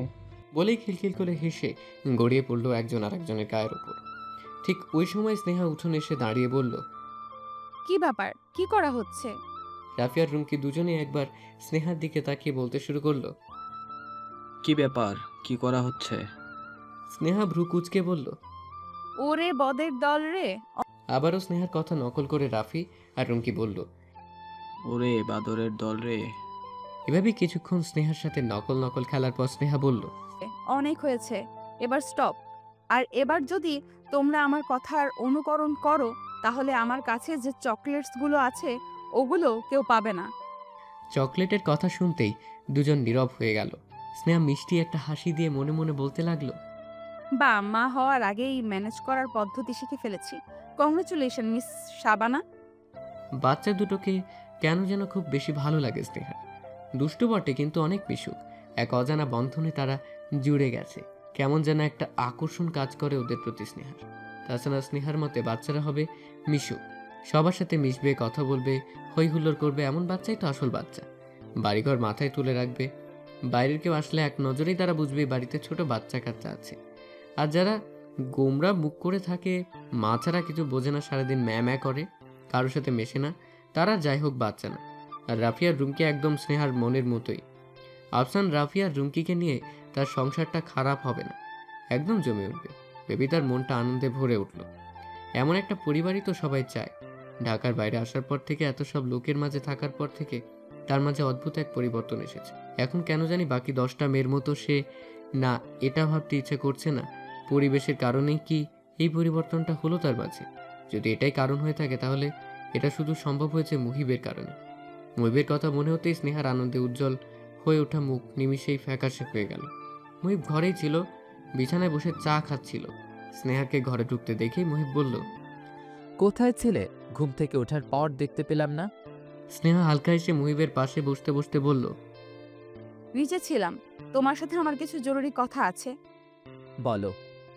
মানে আমি বলতে চাচ্ছিলাম যে আমাকে এখানে আনার জন্য তোমাকে অনেক অনেক ধন্যবাদ। মুহিব ভ্রু কুঁচকে বলল, এটাই তোমার জরুরি কথা? স্নেহার মাঝে এখন ভীষণ অস্বস্তি কাজ করছে। কাল রাতে তো অনেক সহজেই আফসানকে বলে দিল সে আফসানের সাথে থাকতে চায়, কিন্তু ব্যাপারটা এত সহজ না। মুহিবকে কিভাবে কি বলবে সে? তার একটা ভুলের জন্যই আজ এই পরিস্থিতি। কি হয়েছে স্নেহা? স্নেহা চোখটা বন্ধ করে কাঁপা কাঁপা স্বরে বলল, আমি আফসানকে ভালোবাসি। মুহিব স্নেহার কথা এখনো কিছু বুঝতে পারছে না। অবাক দৃষ্টিতে স্নেহার দিকে তাকিয়ে মুহিব বলল, মানে? আমি আফসানকে ভালোবাসি মুহিব। কোন আফসান? অনুর ভাসুর। কথাটা শুনে কিছুক্ষণ হতভম্ব হয়ে বসে রইল মুহিব। স্নেহার কিছু বলল না। মুহিবকে পুরো ব্যাপারটা ধাতস্থ করতে কিছু সময় দেওয়া উচিত। একসময় মুহিব উঠে দাঁড়িয়ে বলল, কবে থেকে? স্নেহার নিচের দিকে তাকিয়ে পিঁপড়া দেখছিল। কিছু পিঁপড়া মিলে একটি বড় পিঁপড়াকে কাঁধে করে নিয়ে যাচ্ছিল, সেটাই লক্ষ্য করছিল বসে বসে স্নেহা। হঠাৎ মুহিবের আওয়াজ শুনে কিছুটা চমকে গেল স্নেহা। তারপর থেমে থেমে বলল, তোমাকে কিছুদিন আগে আমার একটা পোর্ট্রেট দেখিয়েছিলাম। ওই পোর্ট্রেটটার আর্টিস্ট ছিল আফসান আবির, অনুর ভাসুর সে। তখন থেকেই আমাদের পরিচয়। আমাকে তাহলে বিয়েটা কেন করলে স্নেহা? স্নেহা এই প্রশ্নের জবাব না দিয়ে আবারও নিচে তাকিয়ে পিঁপড়াদের কার্যক্রম দেখতে শুরু করলো। মুহিব কিছুক্ষণ উত্তরে অপেক্ষা করলো। প্রথমে সে স্নেহার কথা বিশ্বাস করেনি, কারণ স্নেহার স্বভাবটা অন্যরকম। বানিয়ে বানিয়েও মাঝে মধ্যে কথা বলে। কিন্তু পরে যখন আফসান ভাইয়ের কথা বললো তখন বিশ্বাস না করার কিছু নেই। আফসান ভাই তো জগন্নাথ ভার্সিটির চারুকলার অধ্যাপক। কিন্তু এখন স্নেহা এগুলো কেন বলছে? সে কি আফসান ভাইয়ের সাথে থাকতে চায়? যদি চায় তাহলে মুহিবের কি হবে? মুহিব তো সে ছোটবেলা থেকে স্নেহাকে ভালোবেসে এসেছে। ভালোবাসা মানে স্নেহাকেই বুঝেছে। কোনোদিন অন্য কোনো মেয়ের দিকে চোখ তুলে তাকায়ও নি।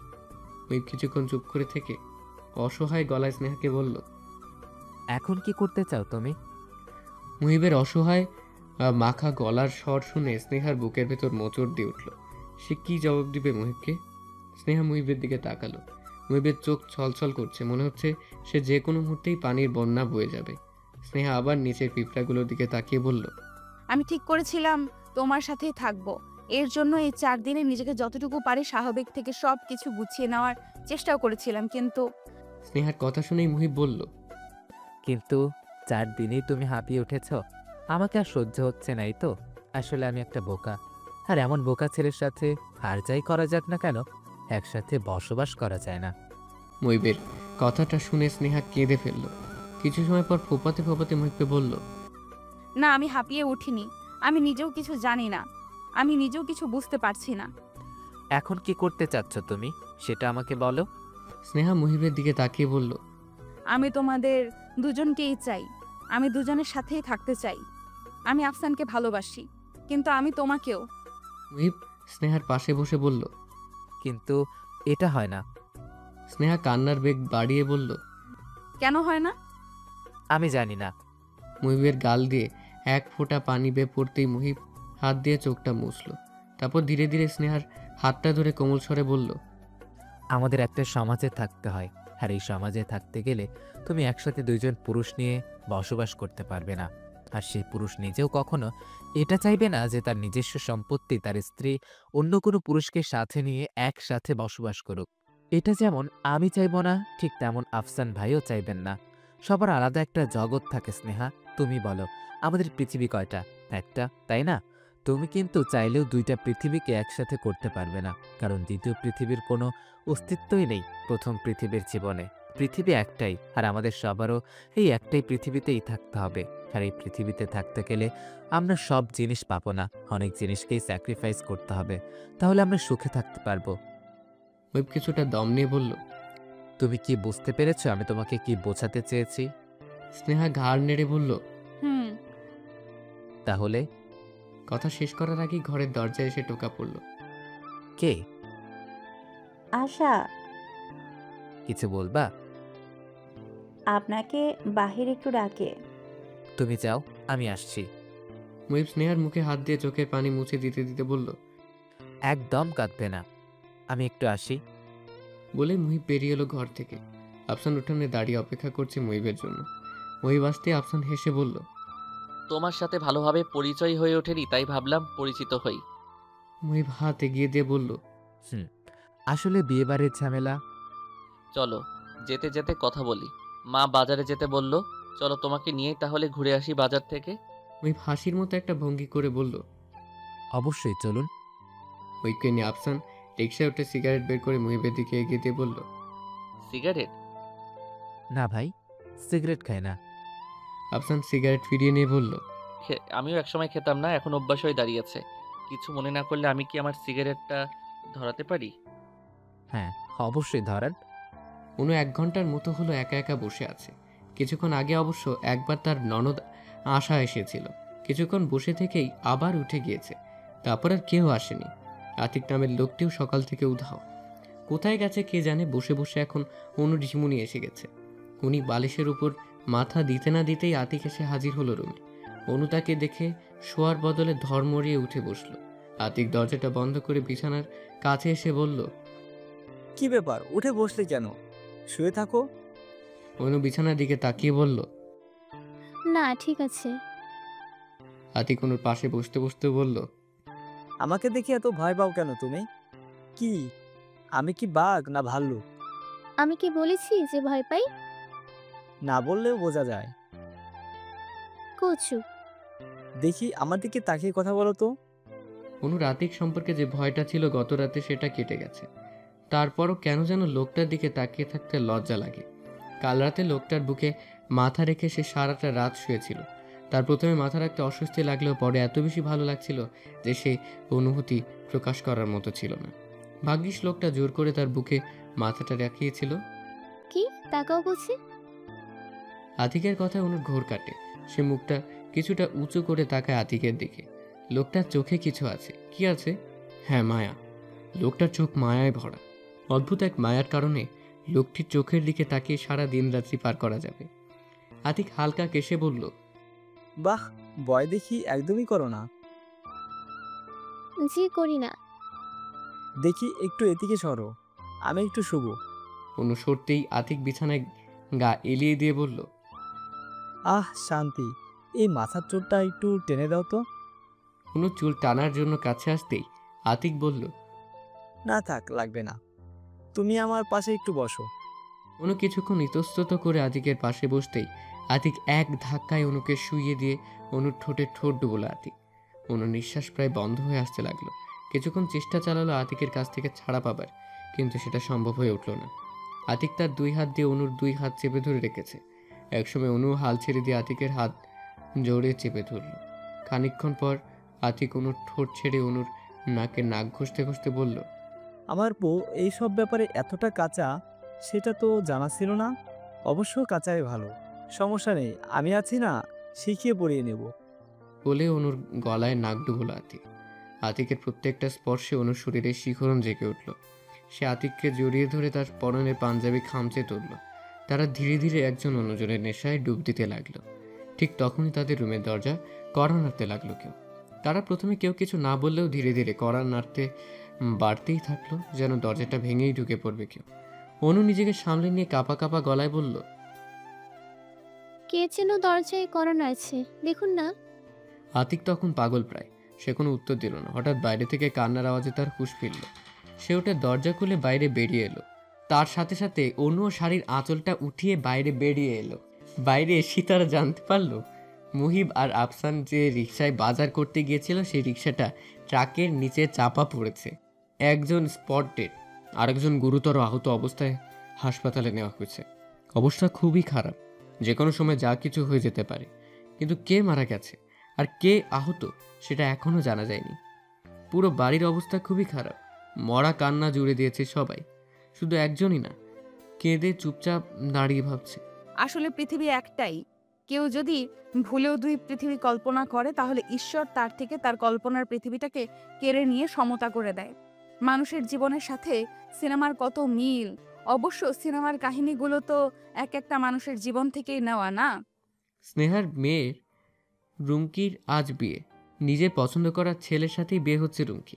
বিরাট আয়োজন করা হয়েছে ঢাকায় স্নেহার বাবার বাড়িতে। ছাদে প্যান্ডেল বসানো হয়েছে, গেট সাজানো হয়েছে, হরেক রকমের বাতির আলো জ্বলছে আর নিভছে। ঠিক 18 বছর আগের অনুর বিয়ের মতো। 1000-এর বেশি মানুষ দাওয়াত করা হয়েছে বিয়েতে, কিন্তু যেভাবে একে একে মানুষ আসছে তাতে মনে হচ্ছে 1000 পার হয়ে যাবে। শেষে আবার খাবার কম না পড়লেই হয়। বর এলো সন্ধ্যা 7টার পর। রাফি দৌড়ে বাবাকে ডাকতে এলো। রাফি ঢাকা ভার্সিটিতে চারুকলা নিয়ে পড়ছে। আফসানের মতে অসম্ভব সুন্দর আঁকতে পারে ছেলেটি। দেখতেও পুরো আফসানের কার্বন কপি। তার একমাত্র বোনের বিয়ে আজ। তার যেন আজ কাজের শেষ নেই। সকাল থেকেই ছোটাছুটি পড়েই আছে। বাবাকে নিচতলায় না পেয়ে দোতলায় উঠে গেল সে। সেখানেও বাবাকে না পেয়ে রান্নাঘরে এসে তার মা স্নেহাকে ডেকে বলল, মা বাবা কোথায়? স্নেহা রান্নাঘরে এসে রান্নার তদারকি করছিল। রাফির ডাক শুনে এগিয়ে গিয়ে বলল, কি হয়েছে? বর চলে এসেছে, নামবে না বাবা? এসেছে তো কি হয়েছে, কিছুক্ষণ গাড়িতে বসে অপেক্ষা করুক। ধুর, তুমি সব কথায় হেয়ালি করো। বাবা কোথায় সেটা বলো। রুনকির ঘরে দেখেছিস? না তো। না দেখি চিল্লাচিল্লি করবি না, বিরক্ত লাগে। রাফি তার অভ্যাস মতো হালকা হেসে মাকে জড়িয়ে ধরে বলল, সেখানে দেখেই চিল্লাচিল্লি করবি না, বিরক্ত লাগে। মুহিব রুমকির ঘরেই ছিল। রাফি রুমকির ঘরে ঢুকতেই দেখলো রুমকি তার বাবাকে জড়িয়ে ধরে কাঁদছে। অসম্ভব ভালোবাসে মুহিব তার মেয়ে রুমকিকে।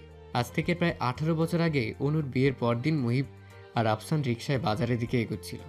টুকিটাকি কথা হচ্ছিল ওদের মাঝে। ঠিক তখনই পেছন থেকে একটি ট্রাক তেড়ে এসে তাদের 2 সেকেন্ডের মাঝে পিষে ফেলে দিয়ে যায়। সেদিনের দুর্ঘটনায় আফসান ঠিক সেখানেই মারা যায়।